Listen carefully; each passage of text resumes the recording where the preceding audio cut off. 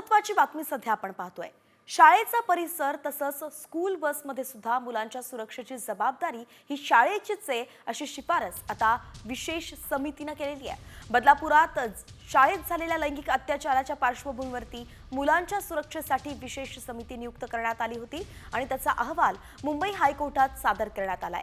या अहवालावरती 2 आठवड्यांमध्ये भूमिका स्पष्ट करण्याचे आदेश हायकोर्टाने सरकारला दिलेत। तर शाळेच्या परिसरात आणि बसमध्ये मुलांची जबाबदारी ही शाळेचीच असेल असं या शिफारसीत म्हटलंय। मुलांना चांगला आणि वाईट स्पर्श यात फरक ओळखायला शिकवा असेही आदेश करण्यात आलेत। तर शाळांच्या आवारात सीसीटीव्ही कॅमेरे अनिवार्य करा असंही या शिफारसीत म्हटलंय।